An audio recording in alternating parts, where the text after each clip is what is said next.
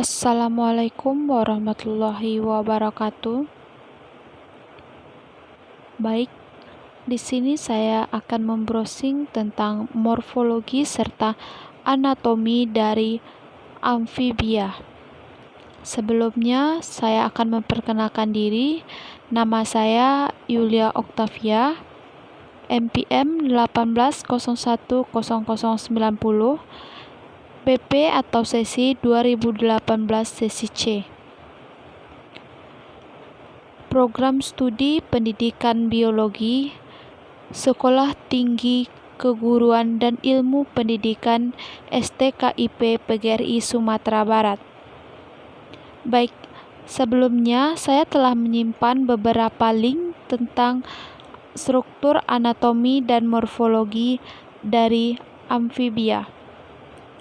Yang pertama, kita buka dulu struktur tubuh amfibia.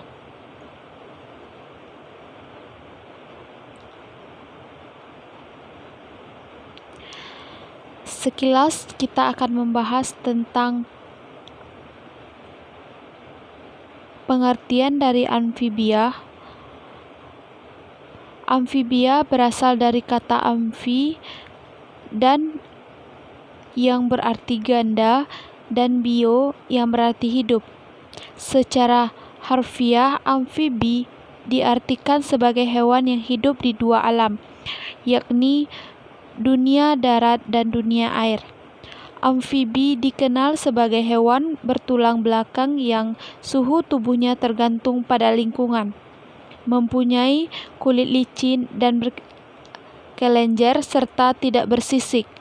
Sebagian besar mempunyai anggota gerak seperti jari. Adrian 2011.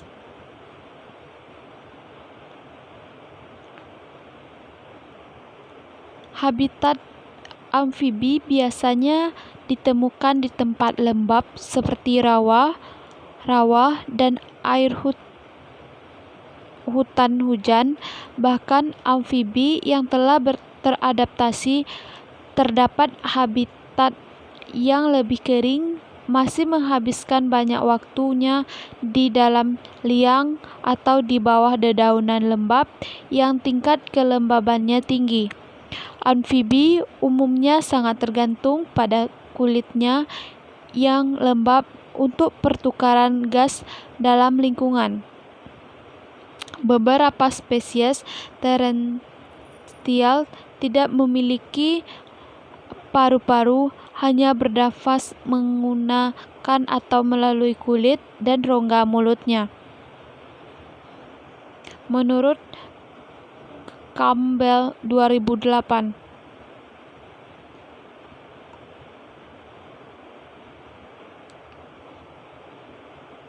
Menurut Adrian 2011, berdasarkan kebiasaan hidupnya, amfibi dapat dikelompokkan dalam 4 kelompok. Yang pertama yaitu terenstrial, spesies yang sepanjang hidupnya berada di lantai hutan, jarang sekali berada pada tepian sungai, memanfaatkan genangan air atau di kolam di lantai hutan, serta di antara serasah daun yang berair tetapi mempunyai kelembaban tinggi dan stabil untuk meletakkan telur. Yang kedua yaitu arboreal, spesies amfibi yang hidup di pohon dan berkembang biak di genangan air pada lubang-lubang pohon di cekungan lubang.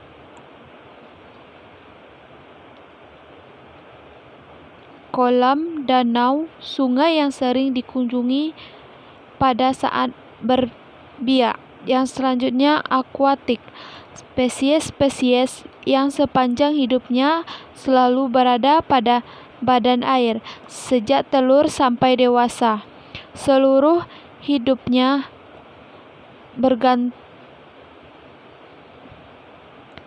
berada pada perairan mulai dari makan sampai berbiak. Contohnya antara lain Osidoza sumatrana dan Rana siberut. Yang selanjutnya fosorial, spesies yang hidup pada lubang-lubang tanah. Spesies ini jarang dijumpai amfibi. Yang termasuk dalam kelompok ini adalah suku Microhylidae dan Calotla sp. Ciri-ciri dari katak atau amfibi. Menurut Jassin 1984, amfibi memiliki ciri-ciri khusus, yaitu sebagai berikut. Kulit selalu basah dan berkelenjar, yang masih senang di air atau dekat dengan air, tidak bersisik keluar. Memiliki 2 pasang kaki untuk berjalan atau berenang, berjari 4 sampai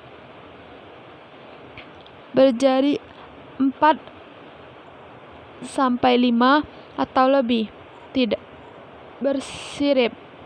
Memiliki 2 buah nares atau lubang hidup sebelah luar yang menghubungkan dengan kofum oris. Padanya terdapat klep untuk menolak air.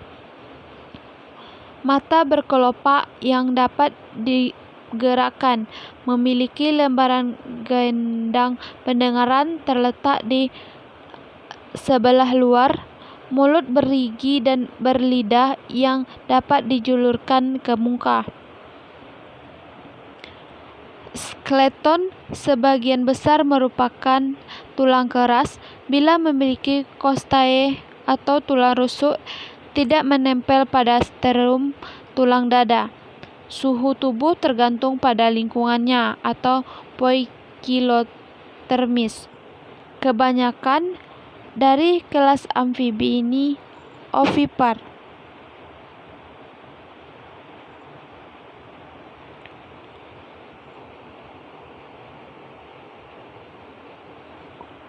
Selanjutnya kita masuk kepada morfologi katak atau amfibi.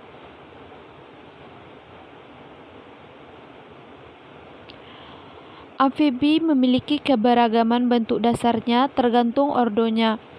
Ordo Anura, sejenis katak-katakan secara morfologi mudah dikenal karena tubuhnya seperti berjongkok, di mana ada 4 kaki untuk melompat, bentuk tubuh pendek, leher yang tidak jelas, tanpa ekor, mata melotot, dan memiliki mulut yang lebar.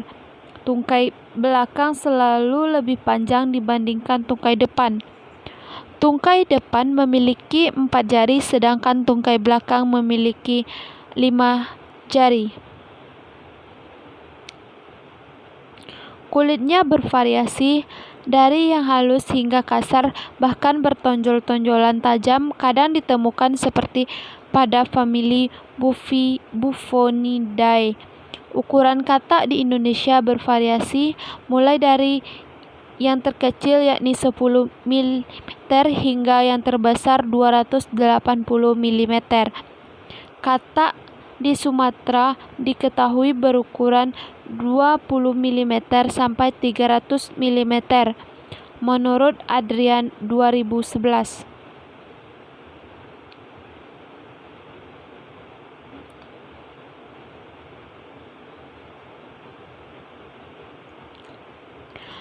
Pada katak jantan, dari banyak spesies memiliki sulcus vocalis atau saku suara yang terbuka di sebelah muka dari ostium pharyngeum auditivae austae.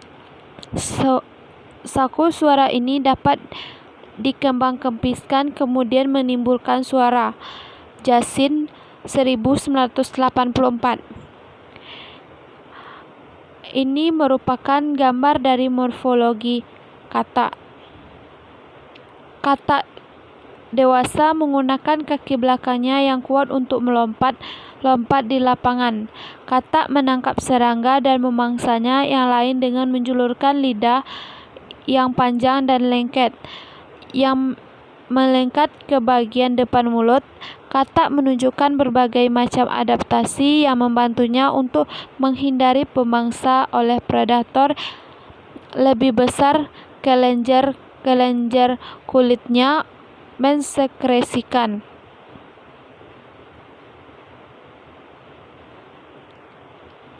Penutup tubuh berupa kulit tubuh yang lemas atau fleksibel. Sebagian penutup tubuh terdapat gangguan yang bersifat fisik atau patologis. Di samping itu sebagai alat untuk menghisap air karena katak tidak minum. Kulit tersusun atas epidermis, dermis yang terbagi atas jaringan lain. Pada epidermis, sebelah bawah merupakan lapisan sel yang selalu menghasilkan lapisan jangat yang setiap waktu bisa terkelupas. Tiap bulan selama musim hujan, di bawah lapisan jangat terbentuk lapisan yang baru, sehingga setiap waktu lapisan jangat yang lama terlepas sudah siap menggantikannya. Jasin 1984.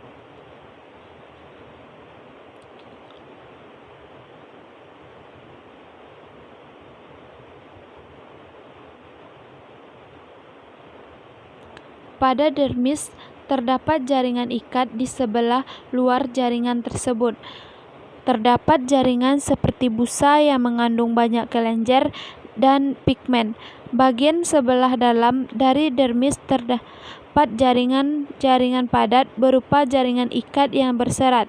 Selanjutnya di sebelah bawah jaringan dermis terdapat syaraf yang pembuluh darahnya mempunyai peran penting dalam proses pernafasan melalui kulit. Kelenjar kulit menghasilkan sekresi yang berupa cairan untuk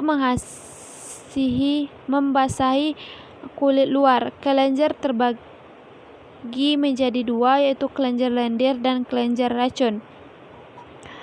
Klasifikasi amfibi atau katak yaitu terbagi menjadi 3 ordo. Ordo Apoda yang memiliki ciri-ciri tidak mempunyai kaki sehingga disebut apoda, tubuh menyerupai cacing, bersegmen, tidak bertungkai, ekor mereduksi. Selanjutnya ordo Urodela, yaitu bentuk tubuh memanjang, mempunyai anggota gerak dan ekor, serta tidak memiliki timpanum. Tubuh dapat dibedakan antara kepala, leher, dan badan. Selanjutnya yaitu ordo Anura. Ordo Anura yaitu memiliki ciri-ciri tidak memiliki ekor.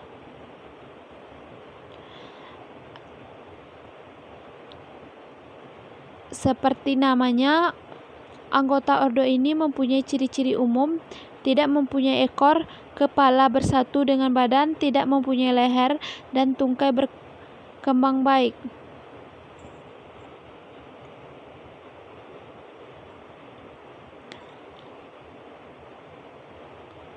Ini ordo Anura itu terbagi menjadi 27 famili sebagai berikut, dan 5 berada di Indonesia.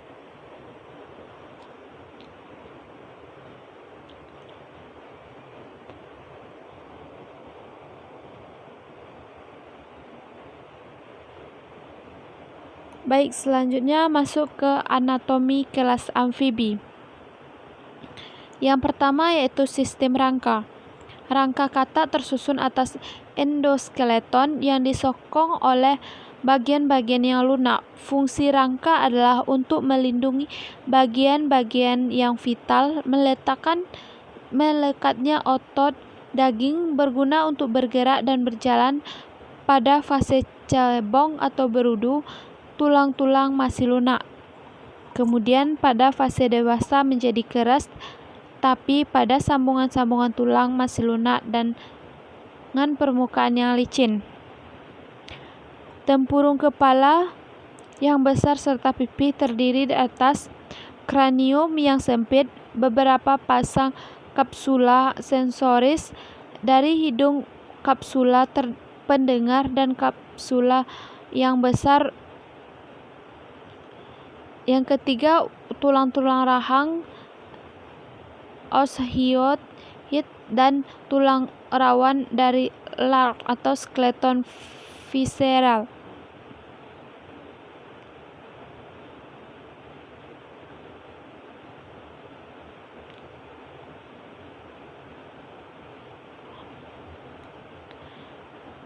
Ini merupakan bagian-bagian dari tubuh kata atau anatomi kata. Yang selanjutnya kita masuk kepada sistem otot. Sistem otot pada amfibi seperti sistem-sistem organ yang lainnya. Sebagai transaksi antara ikan dan reptil, sistem otot pada ikan berpusat pada gerakan oleh tubuh ke lateral, membuka dan menutup mulut seperti gil apertura atau cela insang.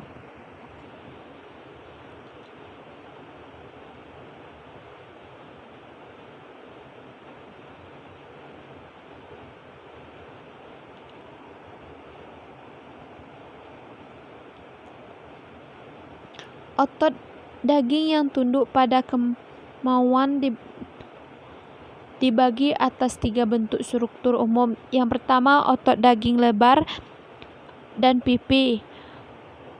Yang kedua, otot daging gilik. Yang ketiga, otot daging sphincter. Yang ketiga yaitu sistem sirkulasi.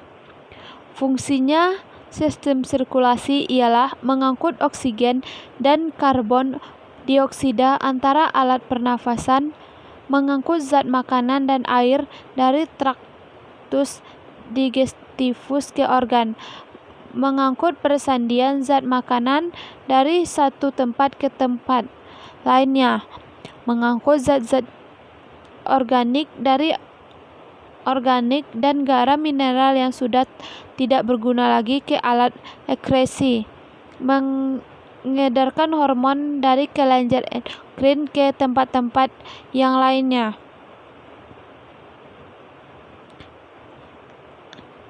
Yang keempat yaitu sistem limpatika, terdiri dari banyak pembuluh-pembuluh yang bermacam-macam ukuran, meliputi berbagai organ dan sukar dilihat. Pada kata antara kulit dan tubuh terdapat sakus limpatik, yaitu sakus submaxillaris, sakus pectoralis, sakus abdominalis, sakus lateralis, sakus brachialis, sakus femoralis, sakus interfemoralis, sakus crualis.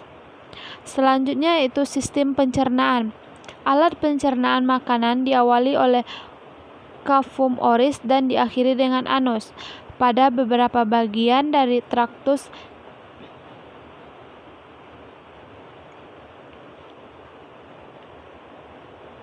mangsa yang berupa hewan kecil ditangkap dan dimakan akan dibasahi oleh air liur. Kata tidak begitu banyak mempunyai kelenjar ludah.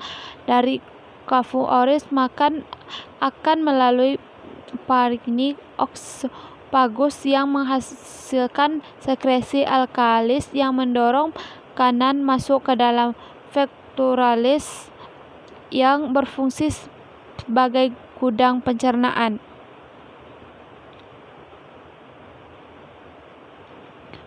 Selanjutnya sistem respirasi. Sistem respirasi yaitu proses penyediaan oksigen bagi tubuh. Sistem ini terdiri atas paru-paru, pulmo, dan kultan atau kulit, serta lapisan rongga kulit. Struktur paru-paru amfibi masih sederhana.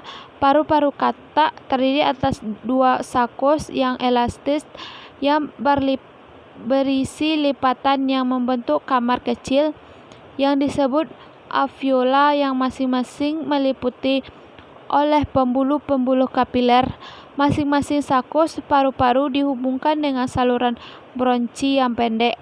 Kemudian kedua bronchi bersatu menuju laring kotak suara dengan lubangnya yang disebut glotis.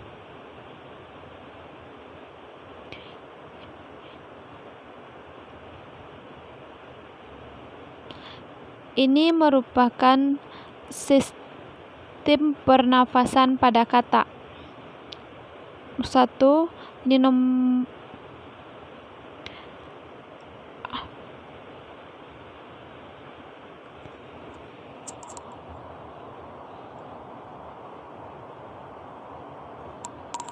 sistem urogenital, yaitu organon uropetrum, yaitu ginjal amfibi seperti ikan sejenis Opsitonephos. Amfibi berekor ginjalnya berstruktur elongasi seperti pada Elasmobranchi, tetapi pada jenis Anura yang tendensi menjadi pendek.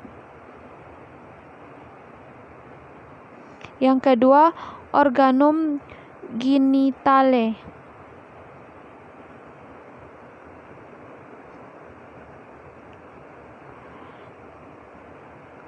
Ini sistem reproduksi kata.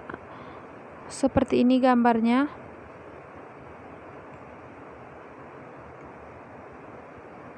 Yang selanjutnya sistem saraf.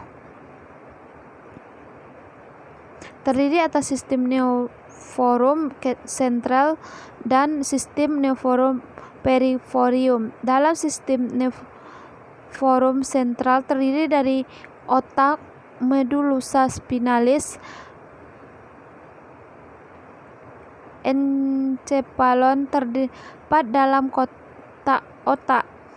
Dari pandangan sebelah dorsal akan tampak dua lobus olfactorius menuju saccus nasalis, dua hemispedium cerebri dan cerebrum kanan kiri yang berbentuk ovoid yang dihubungkan oleh commissura anterior, sedangkan bagian anteriornya bergabung dengan Diencephalon medialis.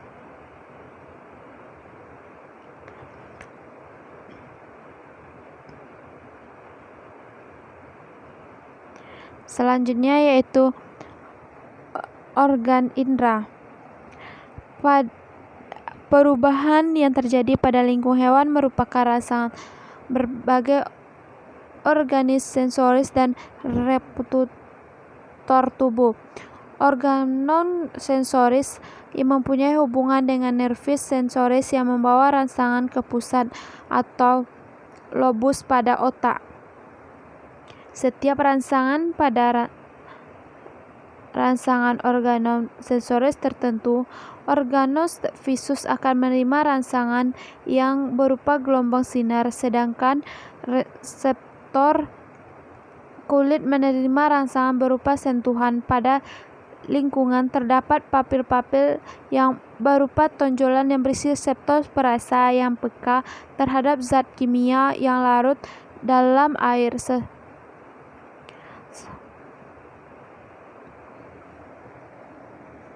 Saccus nasalis yang mengandung reseptor yang peka terhadap rangsangan yang berupa gas. Telinga yang berisi organon auditorius dan alat keseimbangan tubuh.